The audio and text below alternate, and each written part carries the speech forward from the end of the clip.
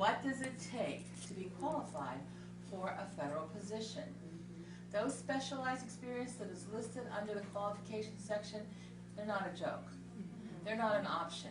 They say they are many times, but really they are not.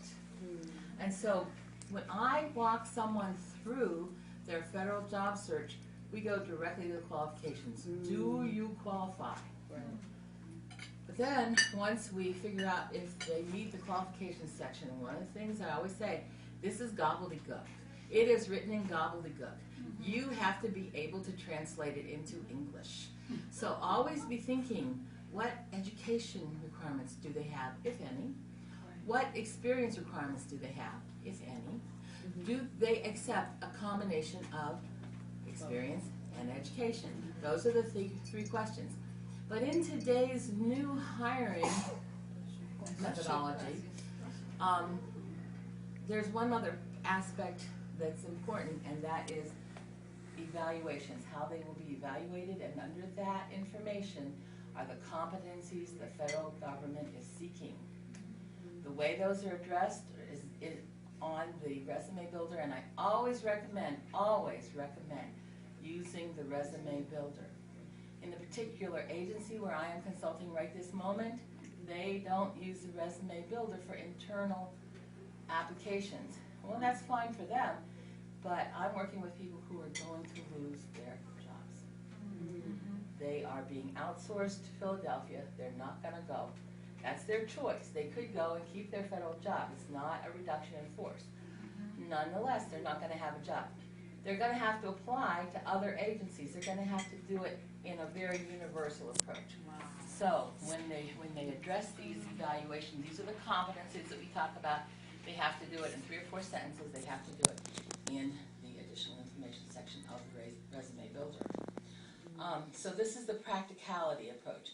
I make sure that all of the keywords are used, but what I'm finding is that the federal government has hired at very high levels some pretty savvy corporate managers lately. It's very interesting. And they want to bring the corporate world, and there aren't that many of them. There is a certain culture to the federal system. These guys are bringing in a new attitude, exactly what Janet was saying. At least this is what I'm finding in Treasury. And so they want to do things slightly differently. They want accomplishment-based information.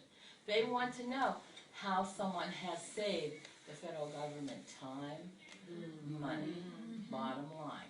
So to them, even though it's not supposed to be the bottom line, because it's your taxpayer, what does it matter, right?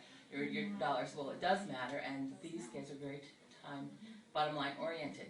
But doesn't that fit into our new philosophy here? Doesn't, I mean, we feel that this is the right time for this particular book. We feel like this, with all the changes that are going on, with new attitudes towards working in the federal government, towards being a Fed, that what we're saying here, folks have open ears to hear. And they want to hear that you're saving the taxpayer dollar time, you're saving the money by having somebody in the right fit for them. One of the things that I've also noticed is I was working with somebody who is a systems, she's a project manager for IT systems. Project management, that's it. Yeah, project management for IT systems, but these are internal systems that they're creating on their own. So I said to her, how do you tell other people? What are you going to do when you get to into an interview? How are you going to tell them what you do? How are you going to tell them what you add value for? Well, she wanted to get into the specifics. Well, we can't do S then, can we? We have to do N then. We're talking Myers-Briggs. Right. You know, from my first son. So, well, you know, my son, well, I made him take his assessment one time. I recall that. But so she wanted to do her S thing, and I'm like, no, you have to tell the person interviewing you how you add value, what you do. And she's at GS-14. What you do that adds value to your agency, to the department. And you have to do it in 10 words or less. How are you going to do that? So that's her assignment for this week. But she grasped it. She got the importance of it, and she walked away. Another person I'm working with, she was coming in, and she came in regularly and took advantage of the services. She was just kind of drudging in, and once we started coaching for her interview, she had 2 last week, yay. And I started saying to her, this is your narrative. How are you going to explain to somebody how you add value, how you fit in, what you do, your contributions? And she started thinking about it. You know, rather than being drudgingly walking in, she started to say, you know, I never thought of it from that perspective. This gives me a whole new perspective on how I share with others what I do. And I think that that's the power of this book. It shares with others what feds do in a way that others can comprehend and understand, that addresses the mission, that addresses how they add value to it, and what they do to contribute to your federal dollars. Because exactly what Natalie and Janet were saying, they believe in the public trust. They really, really do. They believe that they are contributing to the welfare of the citizenry of the United States.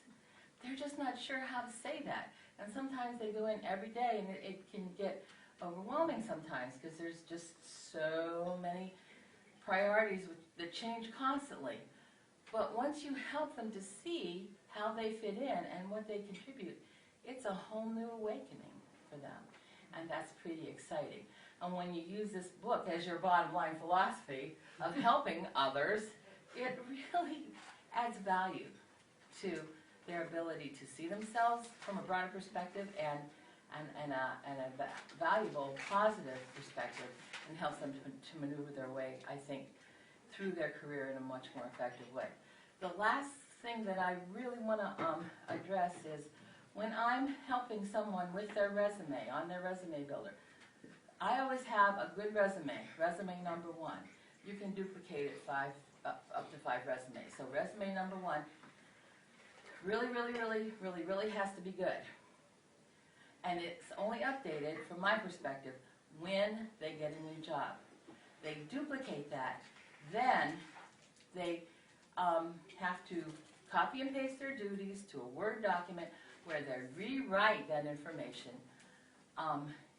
emphasizing accomplishments, emphasizing the skills that they are looking for under qualifications, but if there's spelling, grammar check, and then they can copy and paste it right back into that section on the resume builder. Another thing I have them go into is the federal classification system for white-collar workers. That's on the OPM site, www.opm.gov. Excuse me, that classification system is the 4-letter numeric code that comes between GS and many vacancy announcements, the 4 digits, and then the grade level. And I have them look that up, and I have them look at the key skills under this series definition. And I have them make sure that in everything that they've written, they've addressed the key skills that are listed there. So there's a lot of backtracking, there's a lot of double checking, there's a lot of time. 10 hours is nothing. It is a part-time job to apply for a federal job. So I have them do this so that when the first people who review their resume, if it gets a person review, sees exactly what they are looking for. They see that it's how many $1 million they save, what percentage do they save, but they also see how complex their knowledge and experience is, and complexity is one thing they're looking for. At the Department of Treasury, I had an aha moment a couple weeks ago. Guess what? They don't have any human beings looking at these resumes now.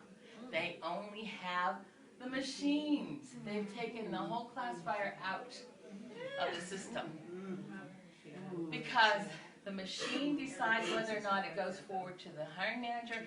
Hiring managers are lots more involved than they used to be, and they have to do a lot of the culling through the process. What the hiring managers are finding out, my former coworkers, is that maybe they're getting a whole list of people